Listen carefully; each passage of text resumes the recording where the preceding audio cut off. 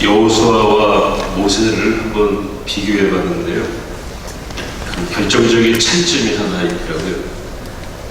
여러분, 모세는 누구의 종이었죠? 하나님의 종이었죠. 모세 위에는 사람이 없었어요. 형 아론이 있었지만 하나님은 아론을 모세에게 붙여준다고 그랬습니다. 그리고 아론도 모세의 말을 들었습니다. 안 들었다가 큰일 날 뻔했죠. 그래서 모세는 누구 밑에 있는 사람이 아니었어요. 여호수아는 어떻습니까? 누구의 종이었습니까? 모세의 종이었죠. 이게 차이인 것 같아요. 그래서 여호수아가 성경을 제가 다시 한번 쭉 찾아보니까 출애굽기 17장에 등장하는데요. 아말렉과의 전투에서 이제 모세가 산에 올라가서 아론과 훌에 의해서 도움을 받아서 손을 들고 팔을 들고 기도하면은 아말렉과의 전투에서 여호수아가 승리했죠.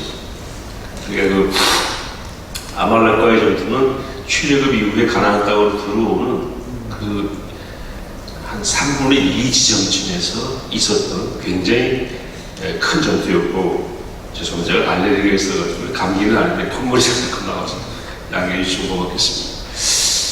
그래서 이스라엘이 그전에는 애굽에서 직업이 뭐였냐면 노예였잖아요. 군대는 전혀.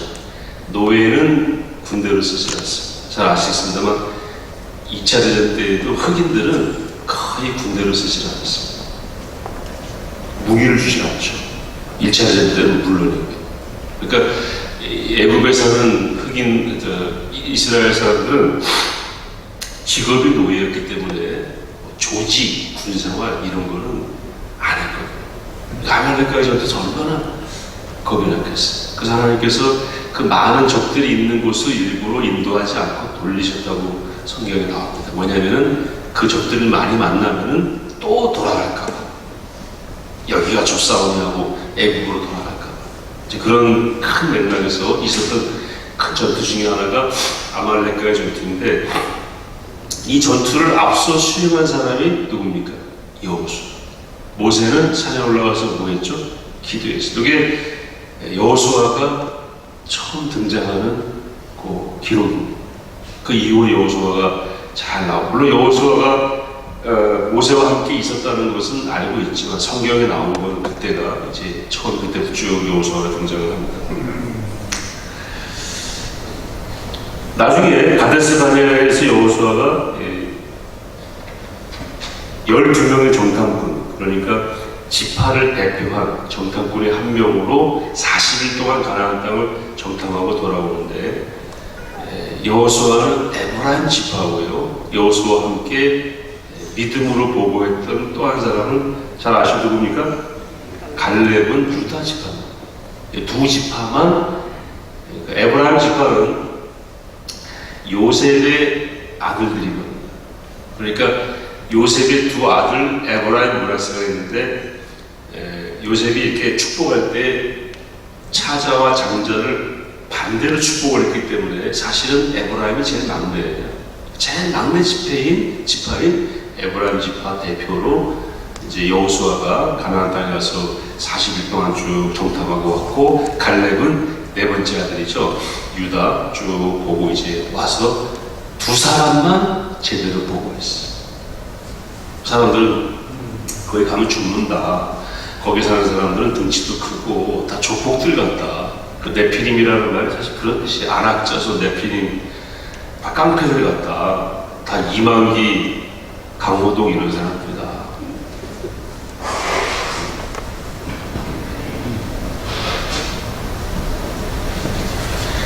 근데 그때 여호수아가 갈렙만 그건 사실이다. 그러나 여호와께서 이 땅을 우리에게 주셨다. 가자. 그랬다가 어떻게 될 뻔했어요? 돌 맞아 죽을 뻔했습니다. 두 사람만 그랬습니다. 그러니까 여호수아가 어떤 사람이냐면은 민수기 11장 28절에 보시면 택한 자 중 곧 모세를 섬기는 눈의 아들 여호수아. 이 눈이 아니고요, 발음이 눈이에요. 발음. 그래서 그 사람 이름이 눈이었어요. 아버지 이름이. 택한 자 중에서 모세를 섬기는, 모세를 잘 섬겼는데 믿음의 안목으로 기준으로 섬겼던 사람이 여호수아. 우리가 무슨 일입니까? 여호수아를 잘 정하신 거야. 정말 신실한 사람이었어. 모세의 종인 사람, 믿음으로 섬겼던 사람.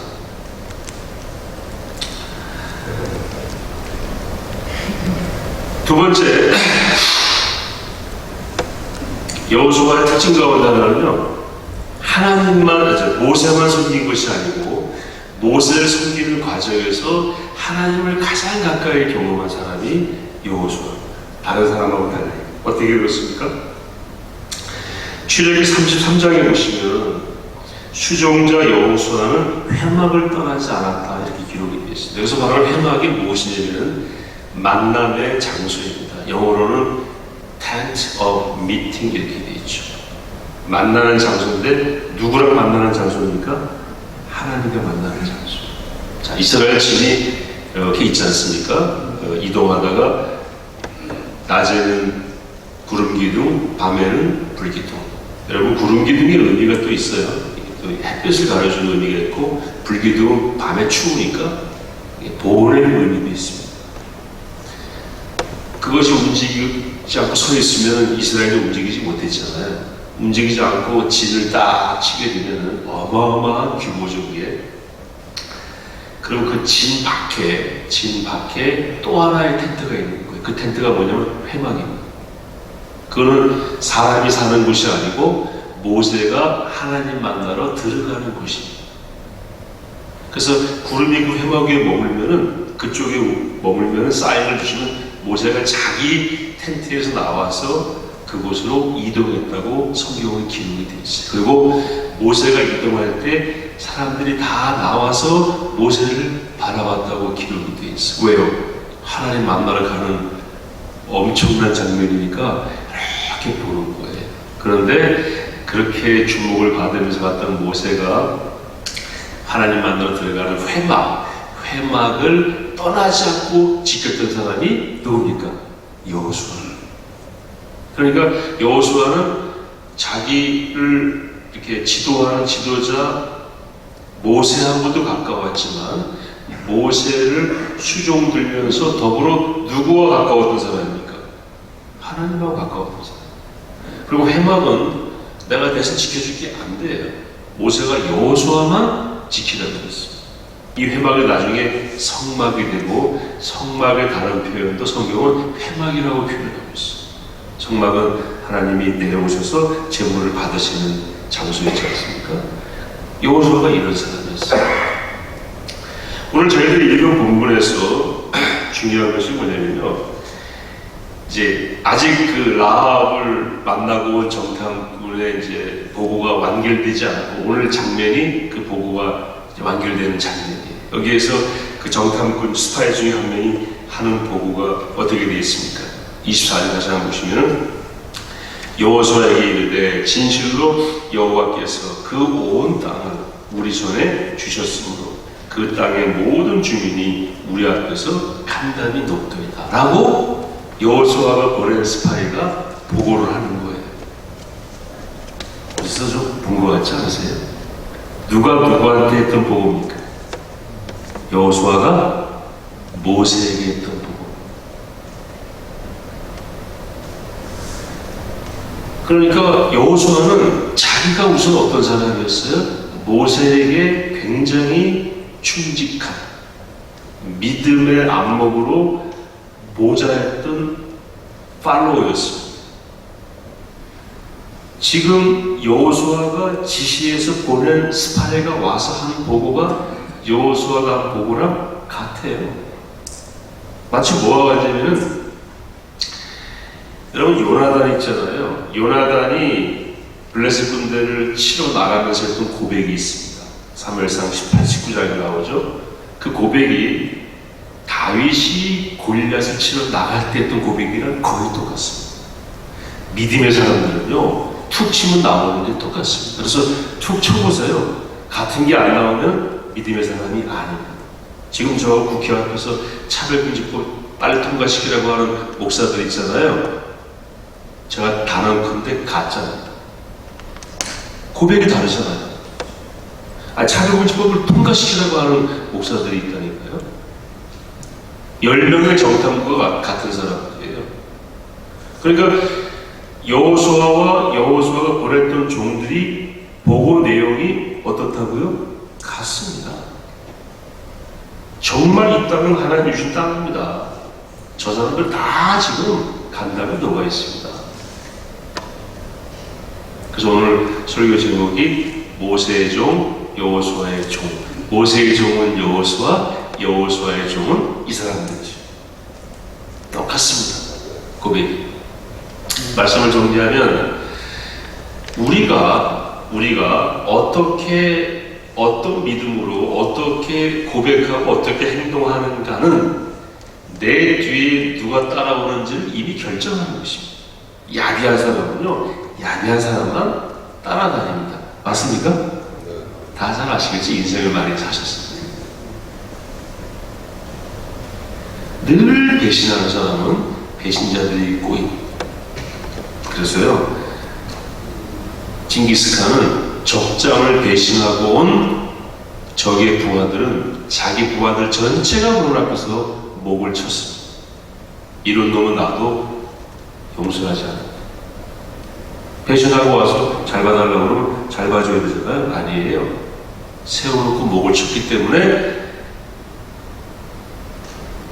징기스칸은 죽을 때까지 배신자가 없었습니다. 여담입니다만 징기스칸이 세계에서 가장 많은 땅을 정복했던 사람이잖아요. 12세기, 11세기. 그래서 이스라엘 앞에까지 갔었어요. 그리고 유럽은 거의 다 징기스칸의 손안에 있었고 성 밖에서 항복하라고 해서 아람을 들어가서 다 초토화시켜버리고 항복하면 살려줬어요. 그리고 징기스칸은 어느 속에도 들어간 적이 없다고 그러죠. 성 밖에서 다 해결했다고 그러죠. 근데 어느 날 징기스칸의 부대가 다 철수해버렸어요. 유럽이 이긴 게 아닌데. 왜 그런지 아세요? 징기스칸이 죽은 거예요. 장례 치르려고요. 전 유럽에 나가 있던 병력이 다 철수해요. 그리고 징기스칸의 무덤 200km 반경 내에는 어떤 사람도 살지 못하게 해갖고 징기스칸의 무덤을 볼 사람은 다 죽였죠. 지금 징기스칸 무덤을 모릅니다. 그러니까 우리가 군대에서 그 말 하잖아요.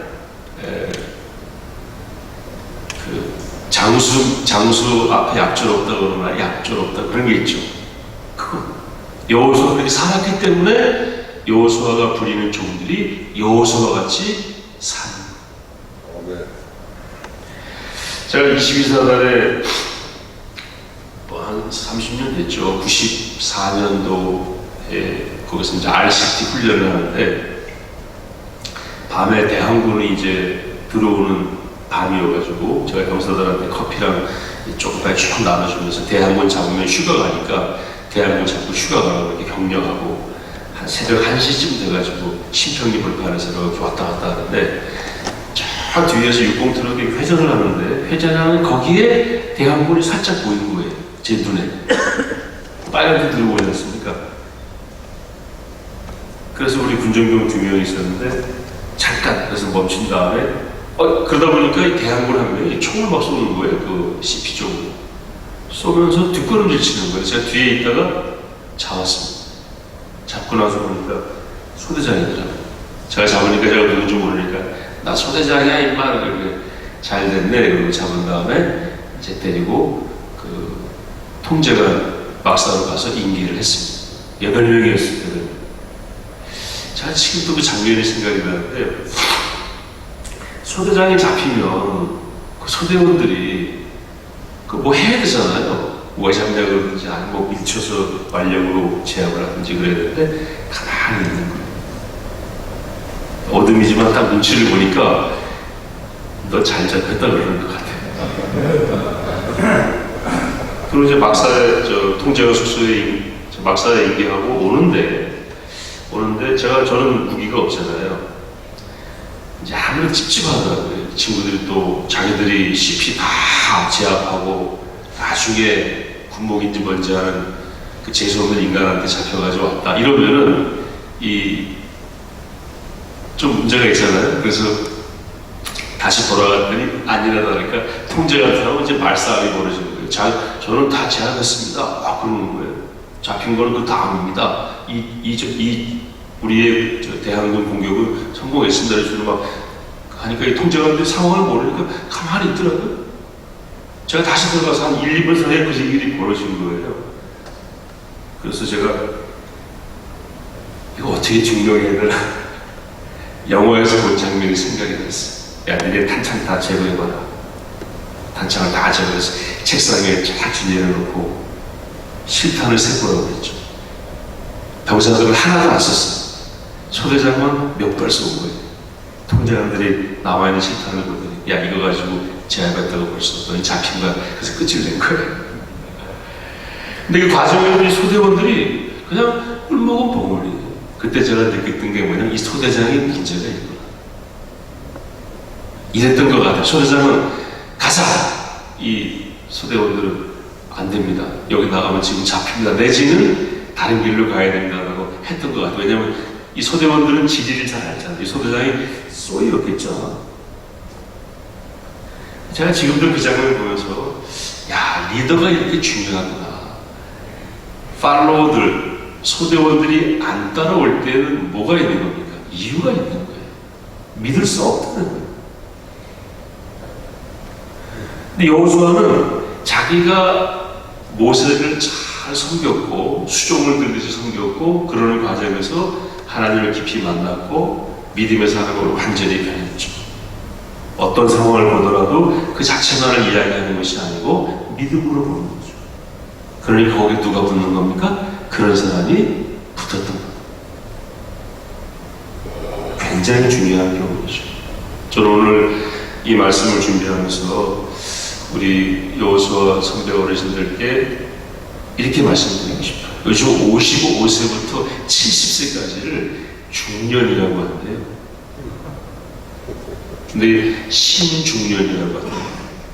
제가 저희 교회 어르신 부서를 맡고 있잖아요. 연세가 가늠이 안 가요. 말씀하시는 거나 생각하시는 것이 굉장히 스마트하고 그 다음에 영리하시고 무슨 일을 맡겨드리면 젊은 사람보다 더 잘하세요.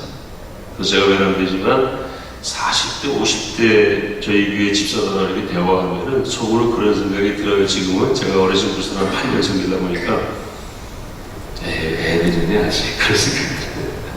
인생을 뭐 할까 얘기는 나누지만 그래서 사회적인 지도자가 되려면 정말 한 70세쯤 되셔야 하는 거 아닐까. 아직도 우리 어르신들은 하실 일이 있어요. 그게 뭐냐면요, 우리 믿음을 보고 우리와 같은 사람들이 생겨난다는 사실을 꼭 기억하시기 바랍니다. 자녀들이, 손주, 손녀들이 우리 모습 보고 우리와 같은 아이들이 나오는 거예요. 그리고 우리와 같은 후배들이 나오는 것이죠. 그래서 아직도 잘 사셔야 돼요. 여러분, 군에서 군생활 하실 때 전 기억나요. 지휘관실에서 밖으로 나오는 문에 뭐가 있었죠? 이렇게 거울이 있더라고요. 이유가 뭐냐면 나가시기 전에 다시 한번 복장을 확인하고 나오시는 거예요. 그래서 지휘관은 다 이 복장을 보면은요, 단아하고 뭐 이렇게 쓸데없는 거 없고 부산물 없고 늘 갖춰져 있죠. 왜 그렇습니까? 나를 보고 따르는 부하들이 있다. 근데 지금도 그렇습니다. 여러분 걸어다니시면요, 다 바라봅니다. 그래서 잘하셔야 돼요. 제가 몇 가지 더 말씀드리겠습니다. 정말 반하는 장면 다 아시죠? 경부선, 경부고속도로 닦을 때 누가 나와서 반대했습니까? 김대중, 김영삼.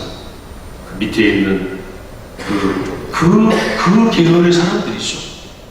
여호수아를 따랐던 사람은 그런 사람이겠지. 그 당시 DJYS 따랐던 사람은 또 그런 사람들이죠. 40년 동안 한국 정치를 움직였잖아요. 그때 DJ가 했던 말이 뭡니까?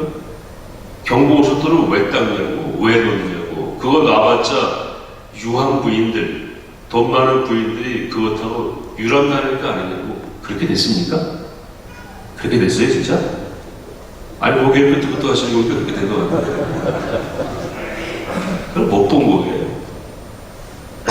그거밖에 못 본 거예요. 그것도 있겠죠.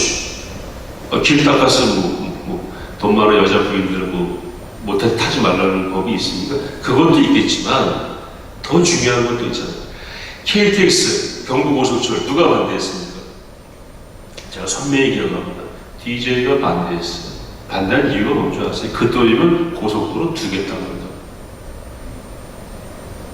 그때 노태우 대통령 때 그걸 시작을 하면서 단군 이래 최대의 역사를 하고 있습니다. 그때까지만 해도 그 정도의 공사는 우리나라가 처음으로 감당하는 대규모의 공사였죠. 그리고 KTX가 완성됐을 때 개통열차에 누가 탔습니까? DJ가 탔습니다. 오죽그만 그러고 탔습니다. 그리고 호남고속철 닦았죠. 우리는 불행하게도 이런 지도자들에 의해서 지난 4, 50년이 지나고 지금 지도자들은 제 개인적인 평가는 그분들에게도 못 미칩니다. 믿음의 사람들이 기도한 대로 정말 잘해야 돼요. 삼성전자 TV 만들고 할 때 서울대 경제학 교수들이 엄청 반대했어요. 대한민국은 간의 수공업을 일으켜야 됩니다. 간의 수공업은 어디에 사는 겁니까? 아프리카, 아프가니스탄, 탄자니아 이런 데 사는 겁니다. 계속 그거 해야 된다는 거예요. 아이들 학교 보내지 말고 축구공 실밥 꿰매고 본드 붙이고 그래서 집집마다 돈 벌게 해야 된다는 거예요. 그때 박정희 대통령이 포항제철, 현대자동차, 현대조선 이런 거를 강제로 기업들에게 여기서 그거 하라, 여기서 이거 하라, 저기서 그거 하라, 반도체, 그 다음에 원자력은 이승만 때부터 했죠. 이승만 대통령은 그때는 먹을 것도 없는데 원자력이 뭐예요? 그러나 하라. 이게 미래에 쓸 때가 있다. 대한민국 경제가 발전한 아주 특이한 점은요, 국가 주도로 민간 경제를 일으켰다는 것입니다. 후진국들은요, 국가가 끝까지 잡고 있다가 결국 부패로 다 넘어갔어요. 그런데 대한민국은 대통령이 민간에게 그걸 자꾸 하라고 그래가지고 니들이 잘 먹고 잘 살아라. 그렇게 해서 대기업이 서니까 중소기업이 따라 붙게 되고 그 다음에 간해수공업은 지금 다 사라졌죠. 제가 90년대만 해도요, 대만 다녀오고 이러면서 대만에 갈 때는 집집마다 진짜 일하고 그러더라고요. 골목골목 가다 보면 모여서 한 20여 가구 정도 되면 또 이렇게 모여서 일하고. 그래서 그게 좋은 건 줄 알았어요. 중소기업. 근데 우리가 정말 몰랐던 게 중소기업은 중소기업만으로 존재할 수가 없습니다. 자동차를 만들어야 2만 개의 부속품이 따라 붙는 거 아닙니까? 그래서 자동차 회사는요, 완성차 공장이지 부속품은 다 딴 데서 만들어요. 다 아시겠습니다. 현대가 자동차를 현대가 다 만드는 게 아니니까 현대가 자동차를 만들어야 뭐가 생기는 겁니까? 중소기업이 생기는 거죠. 거꾸로 한번 해보시라고요. 지금 현대자동차 반도체 이런 거 모자라니까 자동차를 못 만들어요. 지금 아시지만 지금 우리나라 제일 좋은 차 한 1억짜리 과감하게 10만원 주고 신청하세요. 차 안 나오니까 걱정하지 마세요. 2년 지나도 안 나옵니다. 왜 그렇습니까? 중소기업에서 반도체 공급이 안 됩니다. 그 반도체가 굉장히 싸고 이렇게 낮은 수준이래요. 근데 그거를 우리나라 대기업들이 거기에 투자를 안 하는 거죠. 그래서 그거 공급하는 데가 공급망이 지금 제한되니까 반도체가 안 나와. 그리고 어떻게 됩니까? 대기업이 자동차를 못 만들어요. 그런데 대기업이 몇 개의 부속 때문에 자동차를 못 만드니까 다른 수천 개, 한 2만 개 정도 부속품 만드는 회사가 같이 어려움을 당하는 거예요. 이게 소위 경제의 클러스터잖아요. 이거를 못 보고 60, 70년대 다 반대했어요. 다 반대한 사람들이 그 당시 지도자였습니다. 그 당시 지도자는 어떤 사람들이었어요? 반대파였습니다.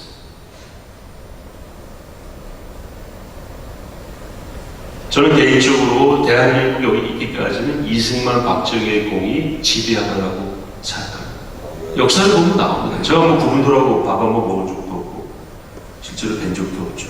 그렇지만 돌이켜서 봤을 때에 평가를 받을 부분이 분명히 잘못한 게 없습니까? 외웠어요. 엄청 많죠. 그건 그것대로, 이건 이것대로.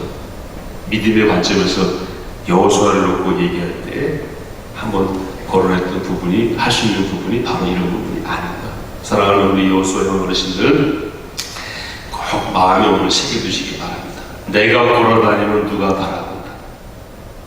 우리 후배들이 바라본다. 나를 보고 내 걸음을 따라온다. 내가 개걸음으로 걸으면 애들도 개걸음으로 따라온다. 경보 선수 뒤에 따라가 보세요. 경보 아시죠? 경보 선수처럼 나중에 걷게 됩니다. 모양이 우습게 되죠. 그래서 팁으로 하나만 더 말씀드리면, 나중에 제가 본격적으로 말씀을 드릴게요. 여러분, 에티켓 잘 지키셔야 돼요. 아무 데서나 가르침뱉고 트름하시고 그 다음에 소리 지르고, 자녀들하고 대화할 때 앉으면 20분, 30분씩 계속 내 말만 하면 난 따라가고 싶지 않아. 저 어르신. 예를 들면 이런 거거든요. 아직 우리는 뭐가 남아있다고요? 영향력이 남아있습니다. 여호수아는 여호수아 같은 사람을 만들어내는 것입니다. 좋은 후배를, 좋은 자녀들을 지금도 만드신 기회가 있습니다. 잘 옆에 감당하시길 축복합니다.